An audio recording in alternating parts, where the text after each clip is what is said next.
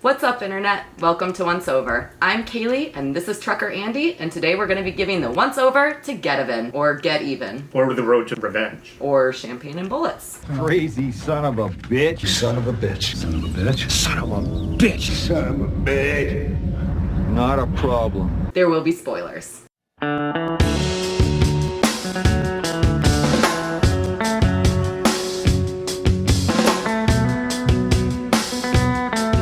John DeHart, who is the writer, director, producer, star, Always a good sign. songwriter, the everything of this movie. He originally put the movie out as Champagne and Bullets, which was a 99-minute long monstrosity of a film that was entirely a vanity project. Yeah. And he couldn't get any distribution for it whatsoever, so he ended up cutting about 20 minutes of the film, almost all of the sex scenes, so anything that was even remotely okay about In the movie. original cut? Yeah. Okay. And that was when it got released as Road to Revenge? Road to Revenge. And then after Road to Revenge also couldn't get any funding and get released, he did yet another cut called Get Even with no space. Yeah. So GETEVEN is how GETEVEN. Andy introduced this movie to me. Correct, yes. And Because the title was the problem, is what we're going to figure out. The title was the problem. He claims that all three movies are totally different. Terrific. Except the characters' names and what happens in the movie. Every single scene. Yeah. But we did get the best scene added when he changed it to GETEVEN. Because in all of the previous cuts, we did not have the martial arts dog, which we will get to shortly. But unfortunately, that was not in the other two cuts of the film. And he actually funded it while he was going to law school, and he later became an attorney. Which is absurd because the courtroom scenes in this movie make absolutely no sense. So he theoretically should have known what was happening in courtrooms, but he clearly does not. We're going to check it out and talk about some of the horrible, horrible scenes in it, because it is one of those movies like The Room, like Birdemic, that you love to hate and you hate to love. Yeah. It's like a jambalaya of garbage. So this movie opens up with a whole bunch of shots of Beverly Hills. Correct. Which makes no sense whatsoever. Yes. And then we're introduced to three of the main characters. Oh, I defy anybody to figure out who the hero of the movie is from this opening scene. I'll be honest, I thought that all three of the characters were the same guy. I had a hard time. So in the opening sequence, we get three characters. We get Normad, not Normand. Right. Normad, who is played by William Smith. The original Will Smith. Yes, of course, original Will Smith, who has not slapped anybody to my knowledge. Oh, we'll get to that in the movie, too. Oh, yeah, wait, dang it. You've been discussing me. No, your name just came up in the conversation. We also have Wings Hauser, who is playing Huck Finney. Huck Finney, yeah. Huck Finney. Yeah. Not to be confused with Huck Finn, but we'll get to that later And also. These two, William Smith and Wings Hauser, are, I recognize them. Yeah, legit actors. They have, Wings Hauser is like one episode of every show that I went to his IMDb, because I was like, I know who this is. Yeah. And he's making Nicolas Cage level choices in this film, which is a delight. Yeah, I actually think he kind of deserves an Oscar for this. His drunkenness, he will become the drunk character of the movie. Yeah. One of the drunk characters of the movie. And you be the judge. Is he really drunk during the filming of this movie? I say yes. If he's not drunk, he's incredible. And then we also, of course, are introduced to Rick, who is played by John DeHart, who, again, is the writer, producer, director, songwriter, and star of this wonderful film. And seemingly third banana in his own movie in this scene. He is, I think, third banana in every single scene. He's the one who's deciding which times his takes are really, really good, and this is what he put together. So we get introduced to the three of them. We see that they are cops, and we are getting to see them do a drug bust. Right. And then the scene ends with what is the I'll be back of the movie, which is not a problem. You just made a big mistake. Not a problem. That's a choice. The next scene that we have is, of course, the martial arts training sequence. Because now John DeHart's character wants to get even. We're not really sure why, but he's already training for the end of the movie. He knows that Normad has betrayed him. Yes. So Now you're gonna give us a kung fu training montage, which is supposed to highlight how good you are at kung fu. Instead, he's kind of spotlighting the 3 moves that he knows. This one? All of the back fisting, yeah, that one. Back fist and back spin kick. Yeah. Over and over again. Yeah. I think, and then you get the dog, who is, I think, It's his dog. The Mr. Miyagi of... Yeah. Why is he feeding the dog butter off a plastic spoon? To get it to dance. But That's that's not how I would try to get a dog to dance. Like, I feel like a normal treat, like, I don't know, or like use a real spoon to make it look like it's like, you know, being fed off a silver spoon Right. and this is a really important dog. And that was definitely added in after the fact, right? He's just, we gotta put the dog in. So he loved that dog. I forget what the dog's name is now, but he loved that dog. And It never he comes back again in the movie. Wanted to put the dog in. So the dog is not in Champagne and Bullets or in Road to Revenge. It's only in this Get Even cut. And I think that dog taught him everything he knows about kung fu. I do too. One of my favorite parts of this sequence is the punching bag swaying back and forth really, really drastically. It looks like a hot dog. Like, it looks like somebody's dangling a hot dog in front of a camera for me to some reason. Like, Yeah, you're making me hungry. Oh, look, honey, our boy's a genius. Daddy, would you like some sausage? Sausages! Sausages!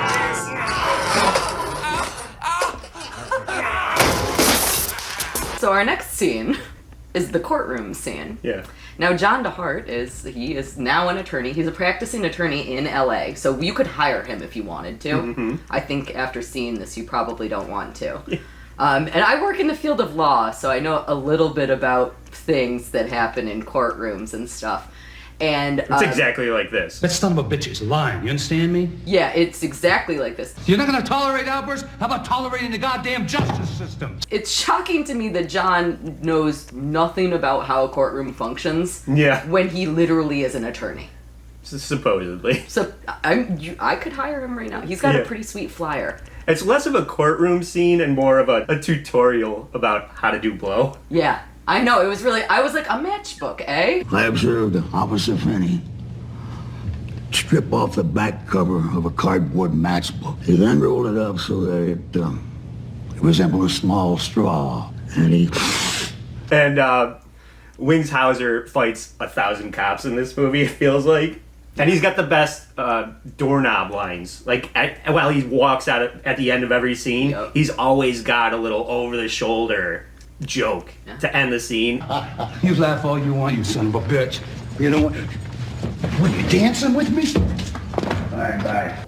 That one there was, what are we dancing? Yeah. They're like bringing him out. And I just love him so much in this. I know, he's great. Mm-hmm. He really, truly is great in this movie. Yeah. So now we get to see Rick driving a limo for a bunch of kids for prom. They're going to prom. But this scene also gives us, I feel like he was trying to, these catchphrases are this tough talk is going to catch on. And 2 of my favorites are in this limo scene. First being, Come on, what are you posing for animal crackers? Not a problem. what does that mean? That doesn't mean anything. None of the one-liners make any sense. No. And then the last one, I'm going to say this should be your sign-off for this show from now on. Adiosi, Bela Lugosi. Adiosi, Bela Lugosi. Oh yeah, I know, that's the best. I really do think that should be a thing that catches on. If you don't use it, I'm going to use it. All right, cool. We'll fight to the death. The next scene, we get to kind of see Wings and John having a little interaction with each other, and there is a weird, awkward cigar store Indian in the background for no reason. Yeah, Huck's best friend is a cigar store Indian. Yeah. And Rick shows up wearing a full leather jumpsuit. Yeah. Which is apparently his work uniform. Yeah. And Wings is not wearing any pants. So. Yeah. Sexy. So now we're in the bar, and we get to meet Cindy, who is played by Pamela Bryant, who is a Playboy playmate. Okay. That's why she is naked so much in this movie, presumably. That tracks. And so that is John's ex-girlfriend. We get introduced to her. We're also hanging out with her mom a little bit. Botch job. They have a dialogue between Rick and Cindy about why they broke up, and Rick tries to convince her that she should have stuck around so that she could date out of work cop. He's such a catch. Yeah. But this leads into what becomes the hallmark of the movie, this is what makes everybody fall in love with this movie. This is going to be John DeHart's wonderful singing premiere of the film. Yeah. We will hear his voice many more times, fortunately for everybody. Yeah, buckle up for the shimmy slide. Everybody's doing the shimmy and the slide. Oh, you're on fire when I grab you by the hand. Your waist is moving with the rhythm of the band. I swell up as you take me for a ride. Come on, pretty baby, let's do the shimmy slide. So that was the shimmy slide. Oh my god, it's my favorite. Yeah. It's just an epic earworm that once you hear it, it's gonna be in your head. It occupies space 2 in days. your mind forever. Yeah, forever. I feel like forever is the answer. It's probably my second favorite bad movie sing song. My first is in Birdemic. Oh, really? Yeah. Okay. What is it? Oh my god! Now all I can think of is the shimmy slide. Okay, it just takes over your brain. It totally took over my brain. It's also a line dancing sensation that's sweeping up at Applebee's. Oh yes, absolutely. I love in the shimmy slide when you think it's finally gonna be over, and then he says, "All right, let's do it again." Woo! Let's do it again. And you're like, "No, no, please, Right. Lord, no." Yeah, most movies get edited for pacing, but no, we have to showcase this entire song of a guy standing on stage with a bunch of instruments that don't make any sense and looking autistic, staring at like no one in particular, Yeah. belting out beginning to end a full song. None of the instruments are in the song, so all the instruments that are on stage are not the instruments that are being used in the song. And just like you were just saying, every single song in this film, we will see that this is a theme in the movie. Every single song has to be done to completion. We have to hear the beginning, middle, and end of every single song, Right. especially the ones that John DeHart wrote. Right. He didn't write and record these things so they could not fully be on display in this movie. He was very proud of this. Also, can you imagine performing and like just being that straight-faced? Like he's not having any fun the whole time. I think that's the way a lot of people perform karaoke, though. Just like a deer in the headlights, like zero comfort level on stage. Is it supposed to be karaoke, or is it supposed No, to be like... but I mean Yeah. people that are not used to Yeah. being on stage. But I think he's like claiming that he does this all the time, no? He claims he's the best at everything. He's pretty great at everything. I kind of like it. We all kind of like it. Yeah. For a quick moment here, I forgot that immediately after the shimmy slide, the bar turns into a strip club. There are women taking off all of their clothes. It's disgusting. Right. Which I don't think it always is, because I'm pretty sure that one of the ladies goes, "Ah, well, this is disgusting," or Yeah. something like that. Yeah, I think like this is live music and strip club night, and then tomorrow is comedy and karaoke. Yeah, and there's video games in the background of them. So this is the bar fight scene, and I think this is to illustrate that the thugs are after Cindy Slates. There's a history there. We don't know exactly what, but they're trying to basically kidnap her. Cindy's dressed like Sergeant Pepper, and Roy Rogers saves the day. Rick's throwing like the weakest blows, and Wings Hauser is just barroom kicking ass. The disrespect with the beer. It's one of my favorite scenes in I the can't movie. believe Wings is willing to waste beer. Yeah, right. I would think he would be like, one for me, one for you. Yeah. But he doesn't. He gives it all to them. Very generous, that man. Once again, Wings Hauser has to fight the cops. Yeah. He's fighting the law. Do these cops know them also? Since they're I feel ex-cops? like they must all know each other, and they just know that he's a problem. What you need to understand about John DeHart is that he is going to prove to anybody that's watching this that he is a quadruple threat. We've learned that he can kick ass.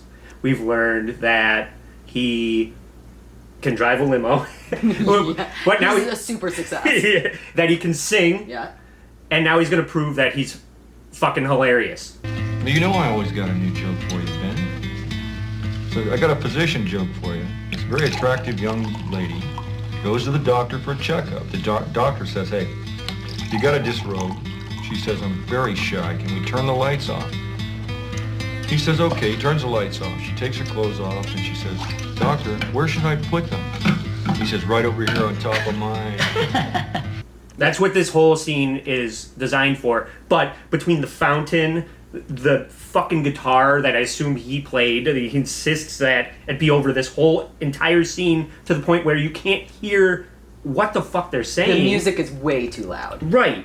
And then he tells, like, joke book jokes. After joke after joke. Can you imagine being that waiter and just being like, okay, so I have other tables that I got it. Oh, and right. then he's like, Let's do it again. Guy with a duck on his head. He goes to the doctor. The doctor says, "Can I help you?" The duck says, "Yeah, get this guy off my ass."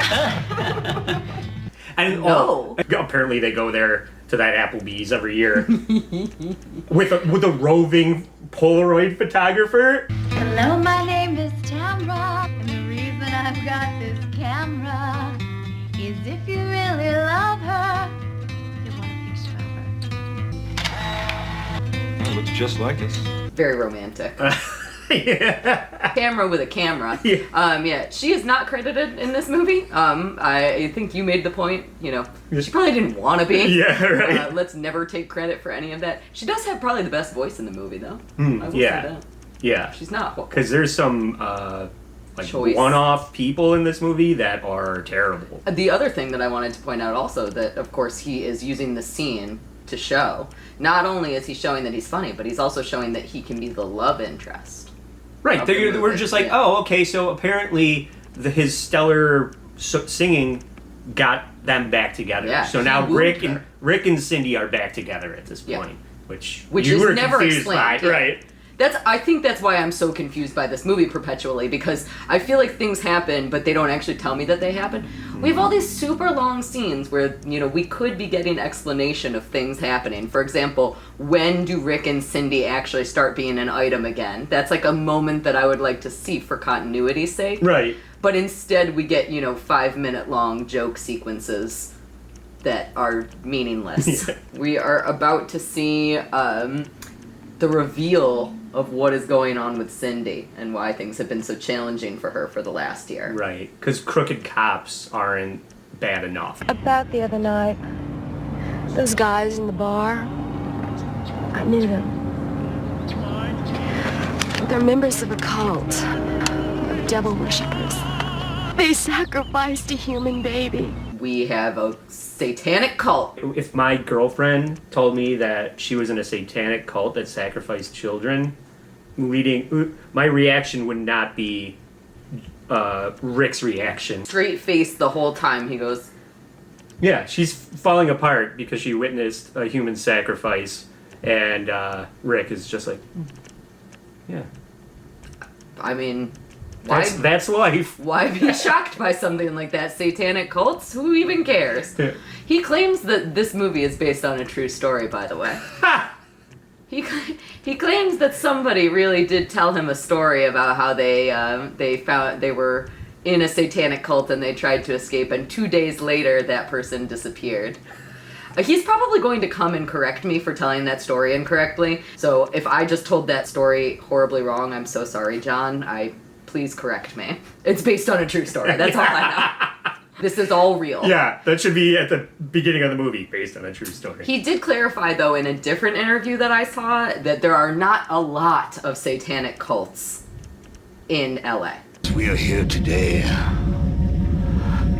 to be in communion with our leader, Satan. We love you, Satan. One of the things that I thought was really a big misstep in this movie, I think that a lot of the missteps end up making this movie really great, but I really, really think that they shouldn't have revealed to us that the head of the satanic cult is Normad. We love you, Satan. I feel like that should have been the big reveal at the end of the movie. When it's revealed to Cindy. Yeah, like, whoa, That it's would make more Normad sense. all along. We love you, Satan. So we already know that Normad is one of the bad guys, which again, it's kind of hard to tell who's a bad guy and who's a good guy and who we're getting even against and what is, where the revenge is happening and the champagne and the bullets, and it's already kind of hard to follow all of that. But why would we have revealed that the satanic cult is the police force? Satan lives.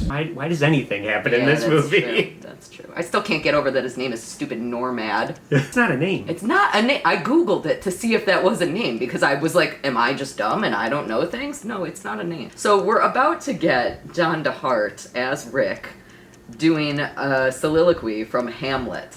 So he is about to recite Shakespeare. He knows the lines. You want to hear it or not? All right now, maybe later. To be or not to be, that is the question. Whether it is nobler in the mind... It is my understanding that in the other cuts of this movie, so in Champagne and Bullets and in Road to Revenge, that he actually does the entire soliloquy. So we are about to see Exhausting. a small portion of it, which is already too long. Yeah, and this goes back to my point where he's going to prove that he can sing, he can do kung fu, he's hilarious, and now he can also be a dramatic leading man. Bravo! This is where it gets sexy. This is the first of several scenes where it gets sexy. Cindy looks... Quote unquote sexy. Yeah. I don't know that I've ever watched a movie where I've been less turned on by nudity. Yeah, and right? like nudity by an attractive female. It's room level awkward. Yeah. Oh, right? completely. Yeah. Completely. Also, something that I learned when I was researching this movie is that John claims that he auditioned 100 women for the role of Cindy. Oh, I'll bet he did. Yeah, because he wanted to grope all of the women, Yeah, right? It was. That's the only Casting explanation. couch.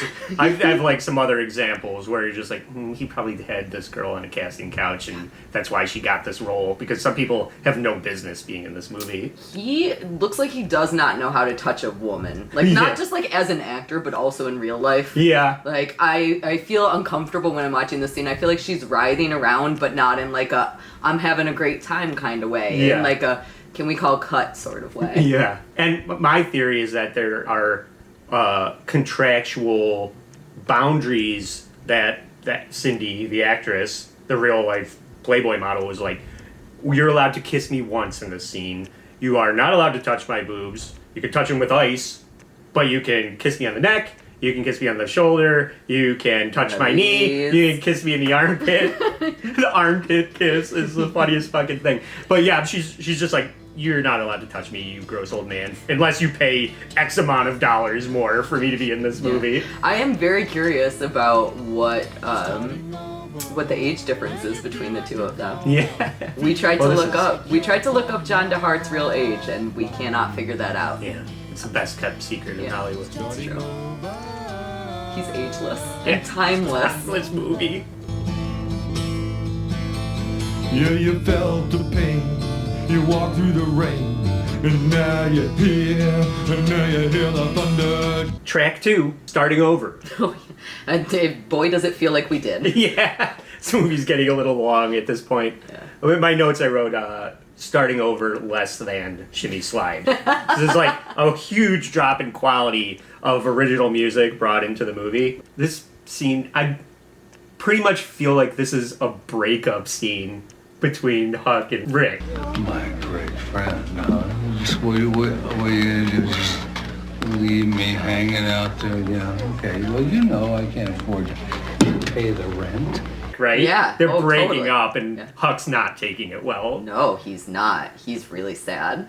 And Which is weird. Yeah, he's very upset. Mainly, on the surface for financial reasons. But I really feel like he is in love with Rick, and Rick is leaving him for another woman. My theory, real life theory, is that Wings Hauser is being paid in whiskey and cocaine. Yeah. And this whole scene has to be improv, right? Oh, there's no script for what happens in this. Excuse me. Yo, Pink. We're celebrating tonight, okay? We're celebrating that I've lost my house. Thank you. Okay? And while we're at it, we are celebrating that my wife, is banging all my friends. Chill out, Huck. What you need is some fresh air. Walk.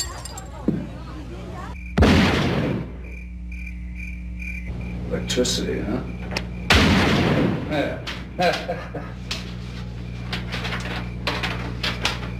Gas.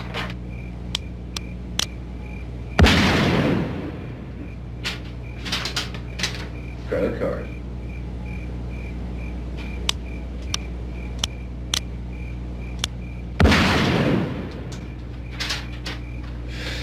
Landlord? Landlord?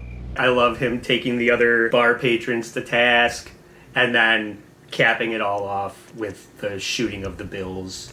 Who hasn't wanted to do that? I really, really like that the gun misfires. I really, really like also at the end when he goes, okay, landlord, and then like aims towards the apartment as if the bullets that he shot through paper wouldn't have already fucked his landlord over. Yeah. And then he drops him like what, into a toilet? Is he in a bathroom? Yeah, he's in the bathroom shooting his bills, and I think his plan is like he's going to then shoot his landlord.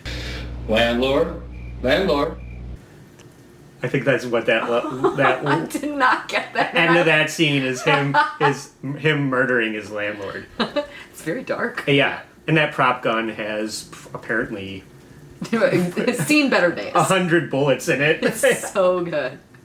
I think that for me was the scene that sold this movie to me. There was a lot of scenes where I was like, this is funny, I'm enjoying myself. And then that scene happened and I was like, oh, it's a surrealist comedy and I fucking love it. And I was like, wait, is this actually good? Right. This is where the brilliance of Wings Hauser comes through, and it carries on, but you can tell, like I said at the beginning, this is Nicolas Cage level acting right now. I'm just impressed about Norm Ed's rise through the legal process, from cop to judge. It's because he's corrupt. Praise Satan. We love you, Satan. I forgot that it was because of Satan. Dang it. Yeah. Silly Satan. He's always doing stuff like getting people up in the legal system. Yep. That's exactly why Huck is going to jail here. Because he doesn't love Satan. What else happens in the scene? I cannot get over the line that cracks me up about this movie again and again and again is, what kind of kangaroo court is this? Yeah. What kind of kangaroo court is this? I just think that's the one-liners again in this movie, so good. Yeah. They do not stop being fun. Blinking, you missed it. Rick's in the courtroom.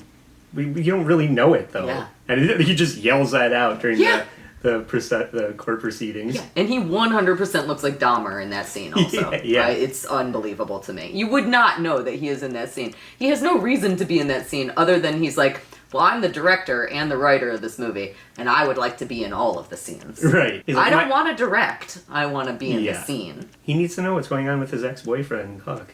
Oh, Cares about him. he does. He doesn't want him to go to jail. Right. We're about to see how much he actually cares about him when we discover his care and concern after a suicide attempt. Yeah. There's a very big juxtaposition between the seriously dramatic, like almost impressive scene where Huck tries to kill himself. Yeah. He's at his wit's end, right? I think that's a beautifully shot scene. Like, speaking about this as a movie, to me, that almost, and I'll talk about this a little bit later when we talk about the swimming pool scene, it almost feels like Pulp Fiction.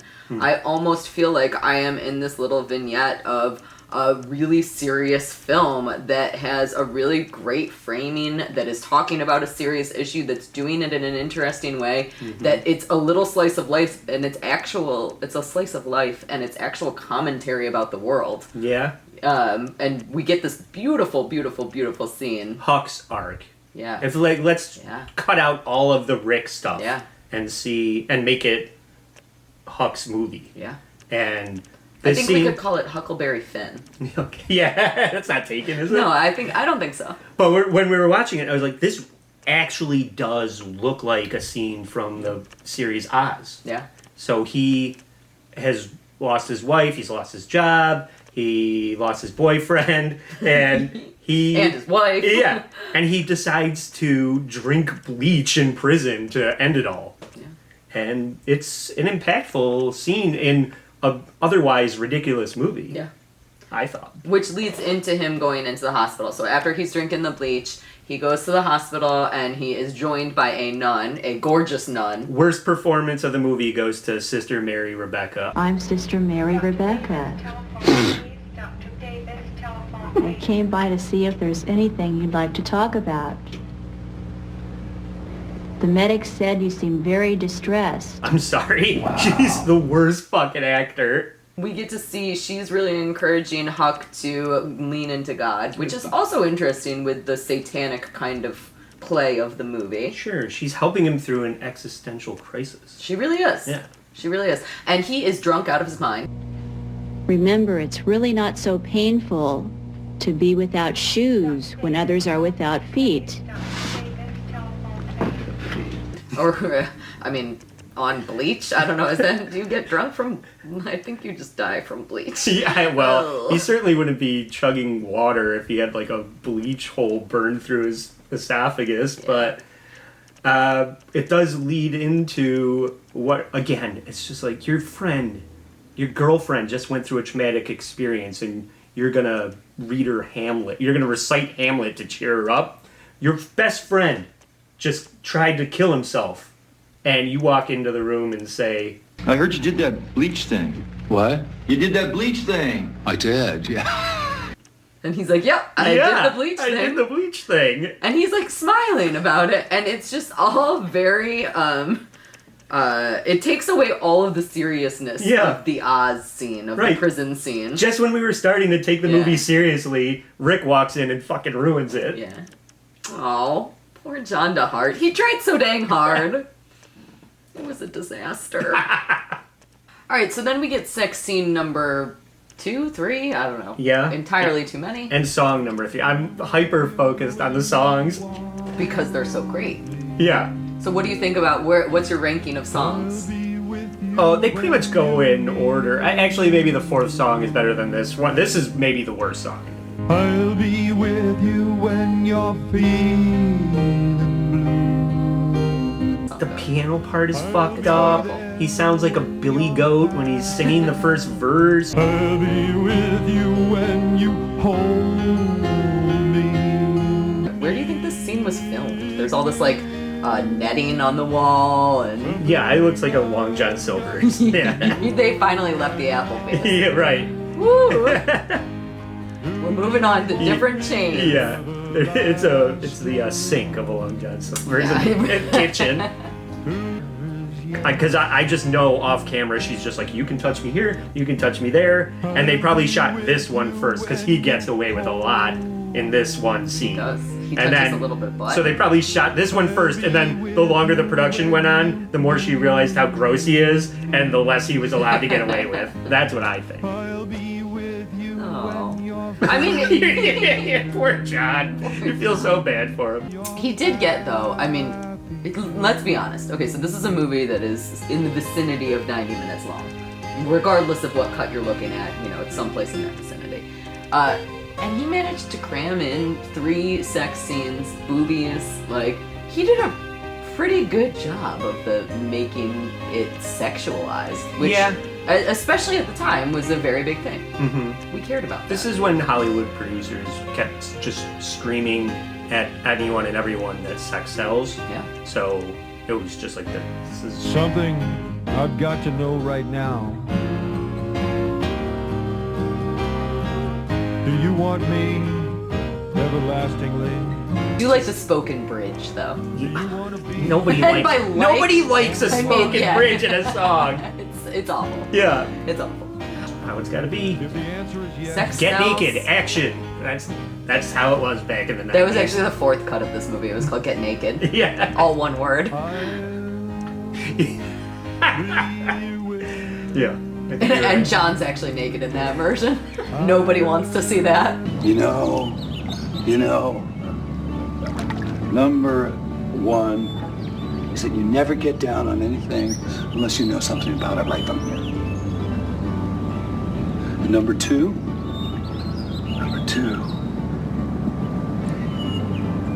it's the little things in life that makes people's roads easy. Dig? Come on, come here. Does that make sense? It's the little things. It's like, hi, hello, how are you? You're so looking nice. All the little compliments and things, you know what I'm saying? Hey, what are you doing? Rick. Whoa, what am I doing? Reciting the noble noises of Huckism, man. You know, I mean, it's built on this new religion I've developed about Huckleberry Finn. No, seriously, this is a great theology. I mean, take off your clothes, leave your clothes on, get in the pool, man. Look, this is what's happening. You're getting a little hardcore for me, Hug Boy. No. And I'm serious when I say this, okay? Huckleberry Finn, what'd he do, huh? He had the courage. He had the courage, man, to go upriver, not downriver. He didn't go downriver. He went upriver. Who'd he go upriver with? He went upriver with a slave named Jim. Well, what the hell are we, huh? We're all goddamn slaves, aren't we? We're slaves. I mean, Huckleberry Finn is beyond Moses leading the Israelites, out of wherever they came from, into the promised land. I'm talking Huckleberry Finn. I love the swimming pool scene. You're gonna have to explain to me why. Okay. So here's my theory about the swimming pool scene. I seriously think what happens in the swimming pool is that Huck is essentially explaining Huckism.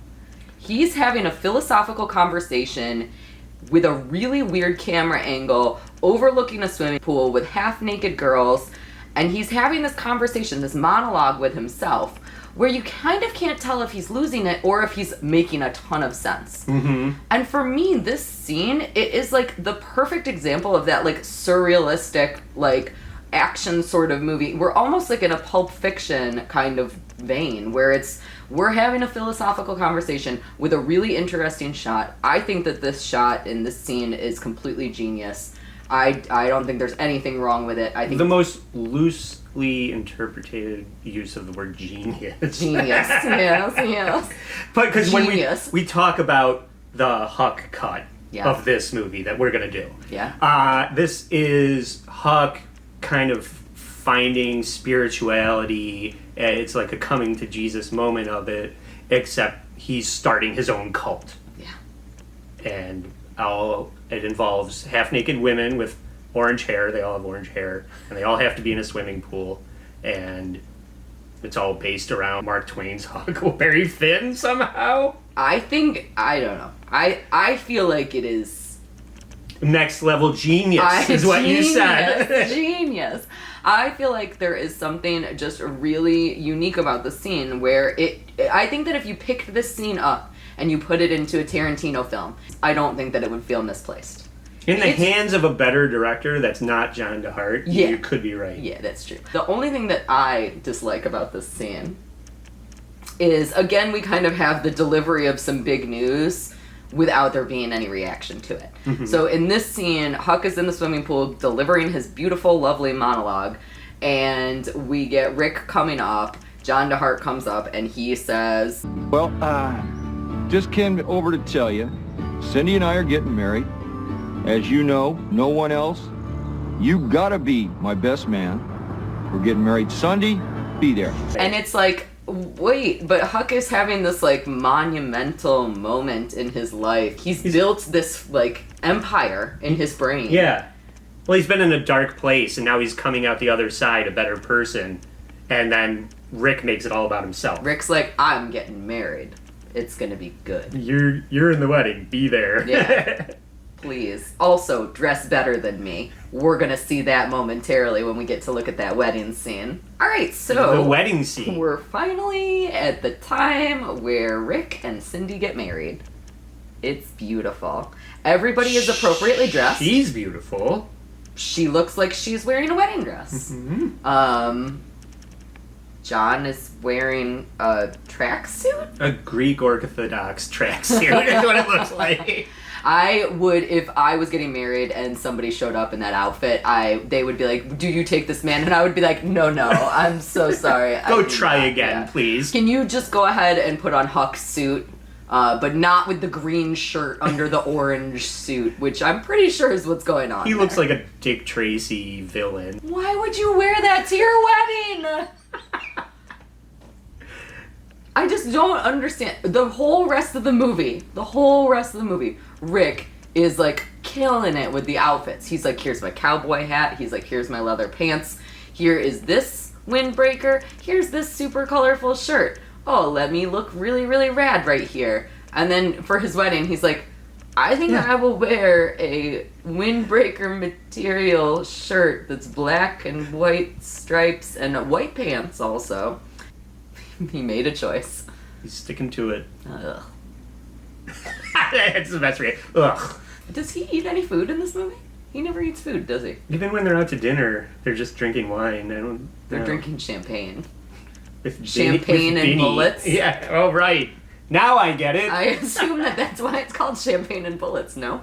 They have champagne in the hot tub in front of the fireplace. There's barely any bullets. Well, Huck shoots.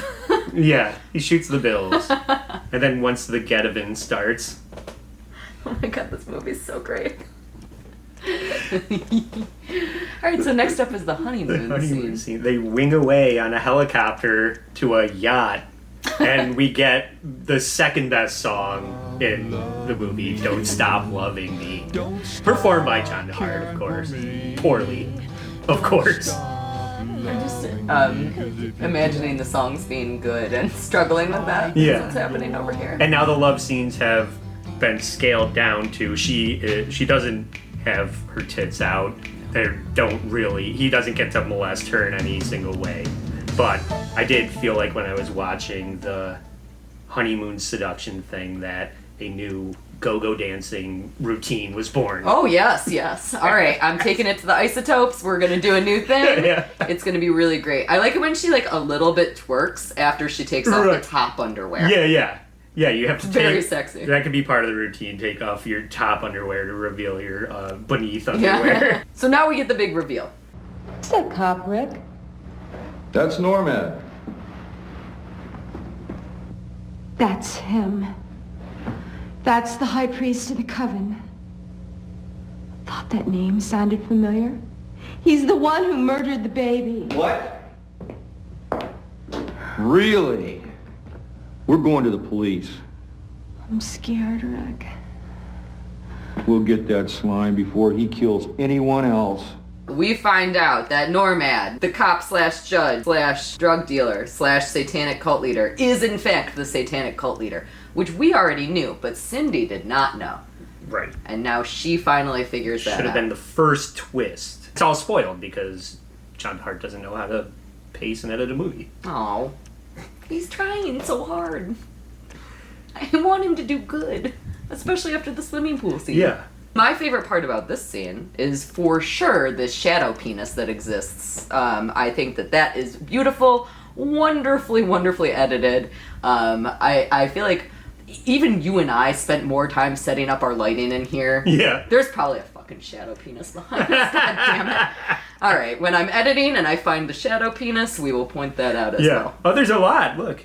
Oh yeah, look at all those ones aren't as thick and juicy as right. the other one. And the other one was aimed directly at Rick's mouth. It was very It was super homoerotic. I really enjoyed it for some reason. I don't know why, but I mean, I got to see a lot of boobs, not a single penis in this movie, except for shadow penis. This sexy bedroom scene with all the shadow penises. It can't be overlooked that Rick has a photo of Normad in his bedroom for her to discover? Why does he have a picture of the guy that caused him to lose his job, has been fucking with his best friend for years? He's just like, oh yeah, that's the good old days. That's the good old days. Me and my old buddy Normad. I always keep pictures of enemies in my bedroom, actually. It's an entire wall full of enemies in there. It's beautiful. So the scene that we're about to watch is going to be the chase. Yes. So the bad guys are trying to get Cindy. Cindy and Rick are rushing off to the police because they have determined that Normad is the satanic douchebag. Cult leader douchebag, yes. Whatever he is. Mm-hmm. So and this movie promises a lot of action. Like if you look at the box or some of the other artwork associated with this, you would think that it would be action from beginning to end. Yeah. And there's literally none except for like some fisticuffs and then the last 10 minutes of the movie. Yeah, right. Yeah. So what an action-packed film. We get a car chase. But it, again, makes no sense. And so this is a scene that I had to back up and rewatch probably 4 or 5 times the first time that I watched this movie. Because I was like, did I miss something? I don't understand what's happening. So as far as I can tell, Cindy gets on the back of the motorcycle. She does not have a helmet on. They start driving. They get chased by the bad guys. The bad guys are substantially far away from them. At some point, they scoot over a hill, which causes the motorcycle to crash. Right. But let's not forget, They leave the house, no helmet. Cindy, no helmet. They halfway through the chase, Helmet. wearing a helmet, red helmet. Very obvious that she's wearing a helmet now. Yeah. And then there's another cut where, all right, the helmet's off again. Yeah. Then it's back on. Yeah. And then they're being chased in off like a dirt road, off road. Yeah. Right. We get lots of good dust. Mm-hmm. I assume that what happened when they were filming this sequence is that they filmed a couple of different takes, which is why we're getting the helmet on and helmet off. And I also assume that they just didn't end up having enough in the budget to actually show action sequences. Right. So what ended up happening was that we got a car chase that was very far away, and we didn't actually get to see the motorcycle crash. Right. Because the stunt budget was so low. And then what we learn is that, well, Rick is good at kung fu, singing, drama, comedy. What he's not good at is riding a motorcycle. Because the bad guys are nowhere near them, and he just drives off the road into a ditch, killing his new wife. He's no Steve McQueen. He certainly isn't. No. I would like him to be, but he's not. So now Cindy is dead. We're very sad. She's probably not that sad because, she saw what he wore to the wedding, so she's still upset about that. So she's dead. The criminals feel like they have accomplished something. They are very proud of themselves for killing Cindy. Put that bitch in a box. Get it? Bitch in a box. Even though I think that they had very minimal to do with her actual death. Right, yeah. Their goal was for her to be dead. Yeah. They achieved that goal. They achieved that goal. And we think that we're finally reaching the end of the movie, right? Because Cindy is dead. Oh no, what's gonna happen now? Let's go ahead and find out. So we get a couple of throwaway scenes here. We'll talk about a couple of them in a little bit more detail as we reach the end of the movie. But something that I do want to talk about very quickly is just that we finally get to see Huck. We get to see good old Finney dressed as Huckleberry Finn. Yeah. He is an enigma. He's like a riddle wrapped in an enigma, wrapped in a vest. I love him. I think he's hilarious. I think it's hilarious that he has leaned so far into the idea of being Huckleberry Finn that he is now starting to dress like him. Right. His name is Henry Finney. People call him Huck. And then he's just going to run with it. And he's just like, I guess I'm just Huckleberry Finn now. Fully dressed as Huckleberry Finn. And he's worried about his friend. When he was in his darkest hour, he turned to the cigar store Indian as a best friend and a source, like a confidant. Right, yeah, like a ray of light into his dark world. And now that Rick is there, Huck has to show up dressed as Huck Finn and turns over his cigar store Indian best friend to Rick to comfort him because his wife is now dead. It's sweet. It's weird. Huck is lovely. I really like his character arc. Yeah. I'm gonna say it's genius again, and you're gonna hate me for that. He's the best part of the movie. He really is. Yeah. Cindy is dead, and Rick is out for revenge. This is where we get even. This is where the get-even starts. Yes. So, Normad has a drug deal going on, and he's invited the Mexican cartel to his house for some reason, and Rick is stalking up to the house, Rambo style. Oh yeah, it's beautiful. Proving that he doesn't know how to use a bow and arrow. He struggles. Pros of dating Rick: really great singer, really great dancer, really awesome at lovemaking scenes. Yeah. Bad at showing up to a wedding. Motorcycle riding, and also using a bow and arrow. Right. Then Rick gets into the Normad's compound and has a shootout with, it looks like an office building. It looks like Hogan's Alley, a bad video game, and guys are just popping out like Scooby-Doo villains. It's very Scooby-Doo-esque. It is very Scooby-Doo. Guys coming out of this door and that door, and it's a very underwhelming shootout where all of the bad guys are murdered.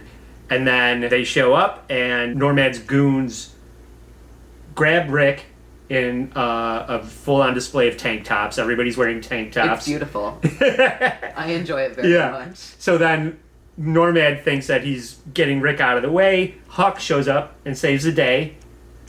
Yay, Huck. And then Rick returns for the final get-even and has a knockdown drag-out with Normad where a not obvious sequence with a knife happens in a Van Damme slow-mo kung fu move where Rick slays Normad in a satanic ritual complete with address numbers 666 on the altar. It's beautiful. Yeah. That's how you know it's a satanic temple, is because it says 666. Yeah. But like in the like nice address. You're right, because somebody went to Home Yeah. Depot and made it look very nice. Satan demands it look really nice. Yeah, it's true. But I was saying, they fucked this up here because it would have made total sense for the bad guys to kidnap Cindy, bring her to the satanic altar, and be about to sacrifice Cindy to the devil. Rick swoops in, saves Cindy, kills Normad, happy ending. Yeah. But So that's not what they did. We just rewrote this movie in two different ways that I think really would have improved it as a whole, which is if we didn't have the reveal of knowing that Normad was the head of the satanic temple. Big mistake. And then also if we had Cindy get kidnapped instead of killed at the end. Correct. And I think that those two things, plot-wise, would have made it a little bit more interesting. On the other hand, the fact that I even care about any of this when I'm having such a good time watching the movie really says the most about the movie. Yeah. Sometimes I think it's the only thing I care about. Yeah, that's possible. But wait! There's more! Final twist. Shyamalan twist. Oh, baby. Best twist ever. You gonna reveal it? Let's show everybody what happens. Why would we even reveal it? We're gonna let the movie speak for itself. Yeah. I'd like to spend a quiet moment with Cindy. Maybe you could say a prayer. I will, and I know it's difficult, but please give me a ride back to the hospital first. Well, okay, sister. I guess I can come back a little later and spend some time with Cindy. Thank you so much, Rick.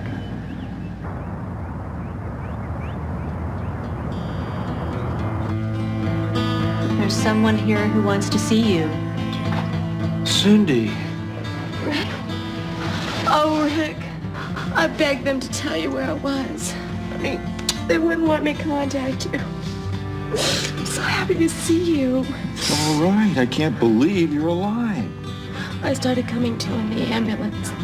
They told me later that since those people were trying to kill me, that a burial service had to be held. Twist ending. Who would have guessed? Sister Mary Rebecca has to show up in the 11th hour and drag Rick away. Rick's trying to have a tender moment at his wife's gravesite, and Sister Mary Rebecca shows up and insists that he give her a ride home with no explanation, only to take him to the hospital and reveal that Cindy is still alive. What? Because they wouldn't let her tell him that she was still alive. Yeah. Who are they? The plan, what my understanding of this is that she's effectively in a witness protection program. Right. So to protect her, they have fake killed her, and then she is not allowed to tell anybody because then maybe somebody else will find out. Because, you know. A shadow letter agency was monitoring all the events of this movie without us ever knowing it. A shadow penis agency was monitoring all of the events of this movie. Yeah. So Rick has an empty... He didn't know that there was nobody in the coffin. Her whole family is there. Her dad's... New wife, her mother. mom, Huck. Everybody is at this funeral, a grave with nobody in it, and nobody knew about it. Yeah. That's horrible. Can you imagine the trauma? And then when Rick finds out and goes and sees her, he's like, "Oh, hey, how's it going? Good to see you. Yeah, couldn't be happier. It's great. Missed ya. Thought you were dead. No big deal." Perfect ending to a perfect movie is what I say. Yeah, I agree. On my channel, we always like to rate things based on a 7 thumbs up rating scale. What would you give this movie on a 7 thumbs up scale? Realistically, it's a 1, but when it comes to the joy of enjoying it on the comedic level, it's a 7. I think that when I would agree with you. So like as a movie, as like critically looking at this movie, it is a 1. However, when I look at it in comparison to the other films that are kind of this genre, when we think about the movies that are so bad that they're good, when we think about The Room and Birdemic and all of this stuff, I would say this is one of the better ones. I prefer this to The Room. I prefer it to... it's probably about equal with Birdemic for me. She put Birdemic above The Room. I do. I think most people don't agree with me on that. I don't know what it is about The Room. Tommy Wiseau and I were beefing for some reason. There's a lot of like dead spots in The Room. Yeah. I think that I would probably give this movie overall just because I enjoy watching it and I will watch it again. This movie makes me laugh my fucking ass off and I want to share it with everybody. So I think I would probably legitimately give this like a 4.5, 5 thumbs up because I think it's actually really good. That's interesting that you say you want to watch it and share it again because I want to put it out there that if you send screenshots of you liking and subscribing to the Once Over and liking and subscribing and following All Apologies Podcast Instagram or Apple Podcast and you DM me those screenshots, I will share this movie with you because you cannot find it anywhere. So you heard it here first. If you want to be able to see this movie in its entirety and be able to laugh at all the scenes that Andy and I didn't get to talk about, you should absolutely do that. And I want to take another moment and talk a little bit about what Andy has been doing because we introduced him at the beginning, but we really didn't get to talk about all of the amazing stuff that he's doing. So Andy is doing All Apologies Podcast, which again you can listen to on Apple Podcasts. It's on Spotify, it's on Apple. We have an RSS feed you can find. If you search All Apologies Podcast, it'll pop up. What we do is we find the apology tours of celebrities, things like Michael Richards, Tiger Woods, we just did Michael Vick, and Miranda Sings. Yeah, any Michael. They got something to apologize for.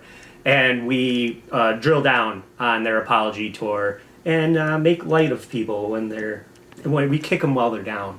Yeah, it's a really amazing podcast. Everybody should absolutely check it out. Thank you so much. And in addition to that, you can also check out Trucker Andy over on Who Are These Podcasts every Wednesday, right? Yes. Every Wednesday. And that is available also basically everywhere that is streaming. Everywhere. You find that a lot easier than find my podcast. And also an absolutely incredible thing. So go and check both of those things out. Thank you so much for having me. Thank you so much for joining me. And thank you all for joining both of us. We had a super fun time talking about this movie. It was definitely fun to talk about total trash, garbage, wonderful happiness. I love it. So thank you guys so much for watching. And I can't wait for the next one. Adios.